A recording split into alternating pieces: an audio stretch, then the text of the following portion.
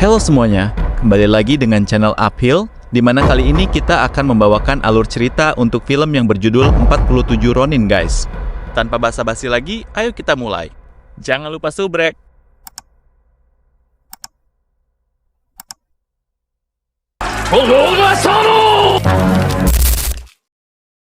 Film dimulai dengan narasi singkat tentang dongeng kuno di Jepang, di mana dulunya Jepang dihuni oleh penyihir, siluman, dan samurai.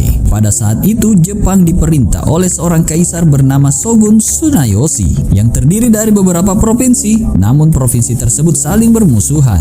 Mereka memiliki banyak adat istiadat, salah satunya tidak boleh menerima orang asing atau berdarah campuran untuk dijadikan bangsawan. Samurai yang gagal melindungi tuannya akan sangat merasa malu kepada rakyatnya, dan jika mereka tak memiliki lagi tuan, maka dia akan disebut sebagai Ronin, yaitu samurai yang kehilangan atau berpisah dari tuannya.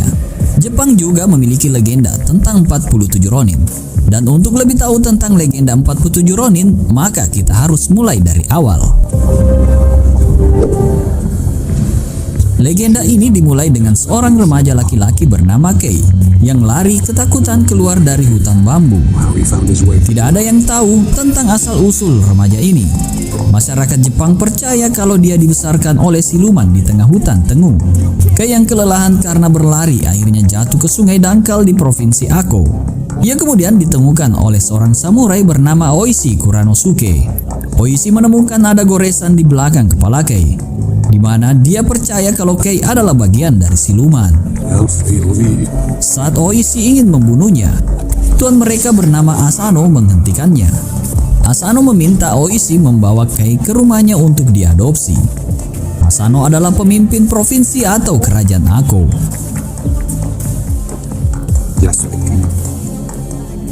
Dia mengizinkan Kei untuk tinggal di wilayahnya, tetapi tidak di kerajaannya. Kei kemudian tinggal di gubuk kecil dekat kerajaan.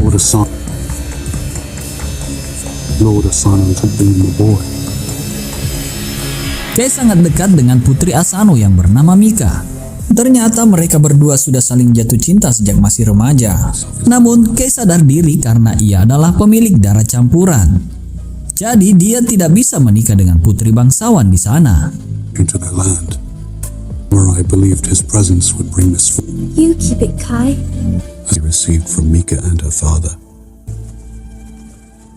Singkat cerita, 10 tahun telah berlalu dan Kei sekarang sudah dewasa. Sekarang Kei berada di hutan bersama dengan para samurai untuk memburu siluman banteng. There's something wrong with you.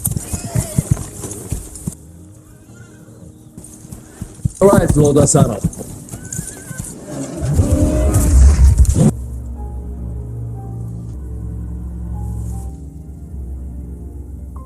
Saat para samurai itu lengah, tiba-tiba siluman banteng besar muncul dan langsung menyerang mereka. Kejar-kejaran pun terjadi dan para samurai mulai menembakkan anak panahnya sampai berhasil membuat banteng itu terjatuh.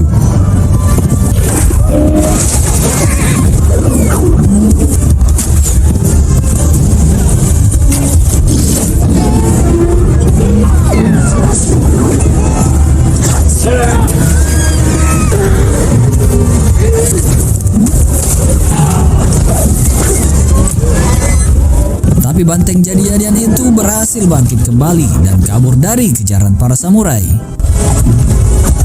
Saat banteng itu ingin menyerang seorang samurai bernama Yasuno, Kai tiba-tiba datang dan mengambil pedang Yasuno lalu menusukkannya ke dada banteng itu hingga mati.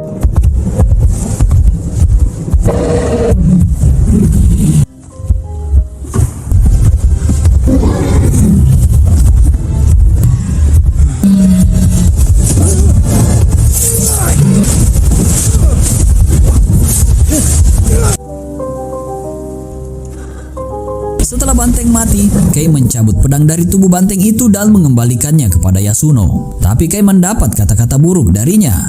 Yasuno yang sombong berkata kalau dia lebih baik mati karena diserang banteng daripada diselamatkan oleh Kei yang berdarah campuran. Kemudian Tuan Asano dan Oishi datang ke sana untuk menemui mereka. Asano berterima kasih kepada Yasuno karena mengira Yasuno lah yang telah membunuh banteng itu. Oishi juga memotong tanduk banteng tersebut sebagai penghormatan kepadanya. Tapi setelah Oishi melihat tangan Kei yang berlumuran darah hitam, dia tahu kalau Kei lah yang telah membunuh banteng itu. them.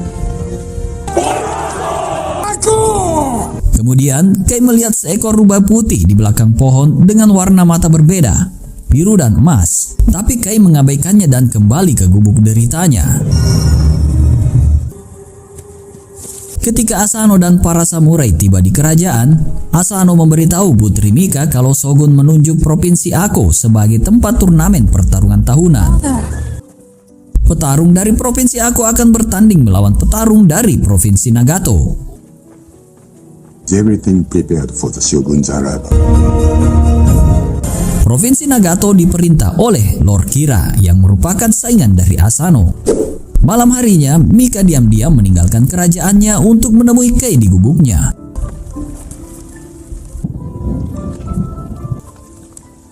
Sit down. You're back. Mika datang untuk mengobati luka di punggungnya. Namun Kei memintanya untuk kembali ke kerajaan. Are you sending me away? There's no place for you, my lady.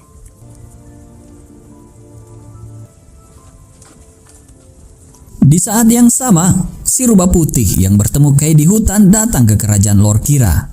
Kemudian si rubah putih berubah bentuk menjadi seorang wanita cantik. Wanita itu ternyata merupakan seorang penyihir bernama Misuki yang setia pada Kira dan akan melakukan apapun untuknya, termasuk bersekongkol untuk menjalankan rencana menghancurkan saingannya itu, yaitu Lord Asano. Pada malam hari saat diadakannya turnamen, Shogun dan Kira mengunjungi kerajaan Ako untuk persiapan turnamen tahunan. Kei diam-diam menonton turnamen itu di kerajaan. Tanpa sengaja Kei melihat seorang wanita berkimono dengan mata biru dan emas seperti rubah putih yang dia temui di hutan.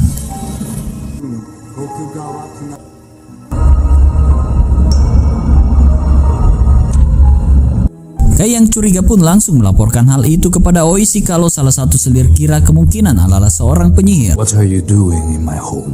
They say only demons have the power. Namun Oishi mengabaikannya dan mengingatkan Kei kalau derajatnya hanyalah berdarah campuran. Keesokan harinya turnamen pun segera dimulai. Di tribun utama Kira melihat Mika dan langsung tertarik kepadanya. Namun Asano tak sudi kalau putrinya menikahi Kira saingannya itu. Petarung dari kubu Kira yang dijuluki Lovecraftian Samurai memasuki lapangan. Ia tinggi besar dengan jubah armor besinya yang garang, sedangkan petarung dari kubu Ako adalah Yasuno. Saat Yasuno ingin memakai jubah samurainya, tiba-tiba si penyihir Misudi mendekatinya dan menyihirnya hingga pingsan. Kei dan putra Oishi yang bernama Chikara menemukan Yasuno dalam keadaan kejang-kejang. Karena tak ada lagi waktu untuk menghubungi ayahnya, Chikara memerintahkan kepada Kei untuk menggantikan Yasuno sebagai petarung Ako. Dan untuk menutupi wajahnya dia memakai topeng dan topi besi dari armor samurai. Akhirnya pertarungan pun dimulai.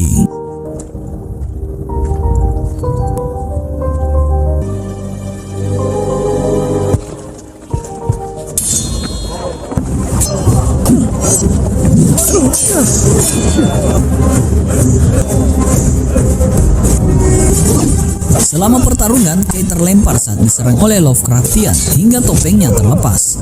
Asano kaget melihatnya, karena seharusnya petarung Ako adalah Yasuno.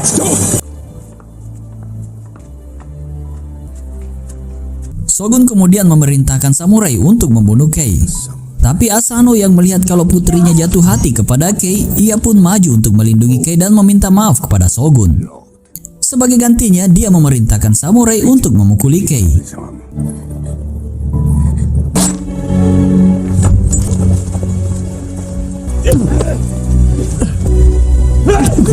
Asano sangat malu dan kecewa dengan kejadian itu, sehingga setelah pertarungan usai dia mengunci diri di kamarnya. Di sisi lain, Kira yang masih bermalam di kerajaan Asano tiba-tiba diberitahu oleh penyihirnya Misuki kalau dia mulai bisa merasakan kelemahan dari Asano. Dia lalu mengekstraksi seperti cairan ungu dari lengan Kira dan mengubahnya menjadi laba-laba beracun.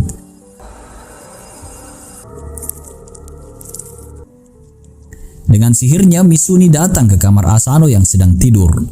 Dia lalu meletakkan laba-laba itu di mulut Asano, sehingga cairan ungu dari laba-laba itu menetes ke mulutnya. Setelah Asano terbangun dan tidak sengaja menelan cairan tersebut, dia berhalusinasi seolah mendengar teriakan Mika. Asano pun mengambil pedangnya dan pergi ke kamar Mika. Betapa terkejutnya Asano melihat Mika ditiduri oleh Kira. Saat Asano ingin menebas punggung Kira, ia dihentikan oleh Oishi. Ternyata itu semua hanya halusinasi. Padahal Kira sendirian di kamarnya. Karena telah menyerang Kira tanpa alasan, Shogun memberi Asano hukuman mati. By your own hand, Buku. And Ako from you will promise me. Pagi harinya Asano akan segera dieksekusi sesuai tradisi samurai dengan cara seppuku atau menusukkan pedang ke perutnya sendiri dan membuang ususnya untuk mengembalikan nama baiknya.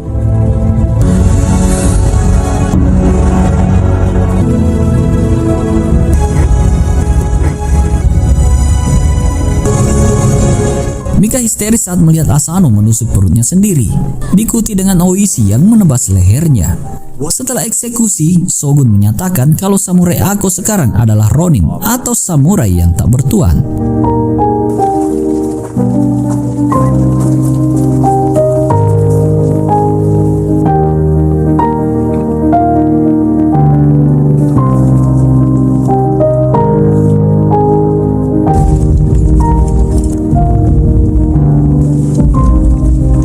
There will be no feud between. Shogun memerintahkan Mika untuk menikahi Kira dalam masa tunggu 1 tahun.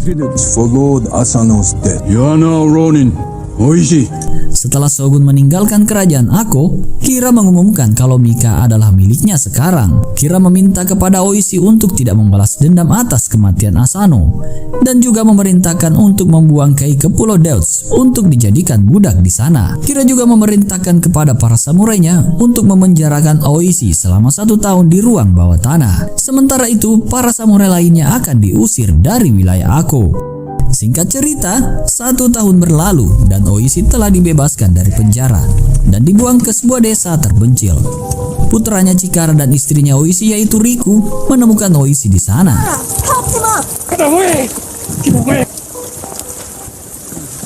Riku memberitahunya kalau Kira akan segera menikahi Mika.